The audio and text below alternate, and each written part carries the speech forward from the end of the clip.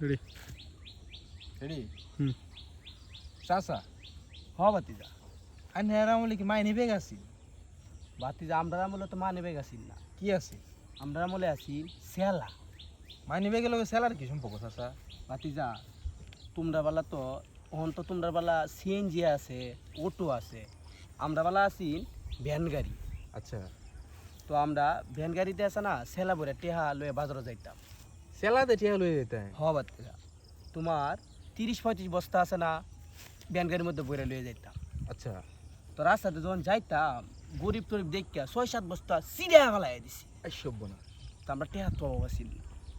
বাহিজের দি বাস চিন টেহা যেটা বাড়তো এতান দিয়ে মার্কেট করে আইতাম তার একটা কথা কইলে তো বিশ্বাস করতাম না আরে কইন একদিন আমি মার্কেটে গেছি লঙ্গি হিন্দা আচ্ছা তে লঙ্গি হিন্দা যাওয়ার পরে এক বড় শোরুম মাইকো শোরুমে গেছি আচ্ছা আমি একটা গাড়ি কিনতাম গেছিলাম যাওয়ার পরে এই সময় তো মাইকো কম না অ্যাভেলেবেল তো নাই এবার নতুন নতুন বাড়িতে আছে তা আমরা মতো শিল্পপতি ছাড়া তো কে কিনতো না তে যাওয়ার পরে এই লোকটা আমার দেখিয়া ভিকারি মনে হইরা আমার কথা চাই বাইরে শুরু করতে আয় হায় রে শুরু করতে বাইরে পরে আমার লগে খুব খারাপ ব্যবহার করতেছে তা আমার এটা অপমানে লাগিয়ে হচ্ছে অবশ্যই একবার এক ফুট না এটাই তো কথা এত টাকা পয়সার মালিক আমি আমার শুরু করতে বাইরে দে কোটটা দি টানার মধ্যে একমতো আমারই মাইকো কেনার মতো ক্ষমতা আছি এটা ঠিক কইছেন তো বেটা আমার চিনলো না উঠতে হচ্ছে রাগ রাগ উঠতে বাইকটা আইসি আওয়ার পরে আব্বারে কইলাম আব্বা আমার মাইকো লাগবো আব্বা কইতেছে মাইকো একটা 2-3টা কিনালা পরে আমি কইছি না 2-3 আমি শোরুম কিনালাই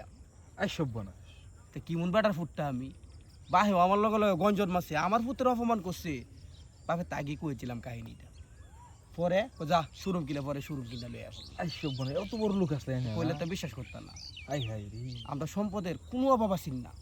টেহা পয়সা কি করবাম কত মানুষের কত টেহা দিছি তোমরা ফইরন কত টেহা দেও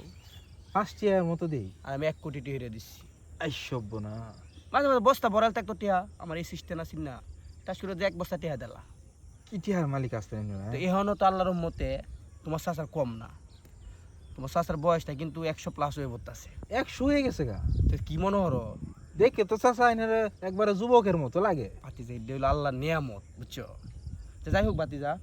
অনেক কথা কইলাম তোমারে তাহার একদিন কিছু কই এমনি আমার বিষয় কথা তো ভালোই লাগে আগের যুগের গল্প হ্যাঁ বাতিজা আগের কথা তোমরা এই বয়সটা যদি আমার অন থাকতো তাক দুঃখের কথা যৌবন তো আর সবসময় তাহে না হ্যাঁ এটাই আচ্ছা বাতিজা তে বালাতা হ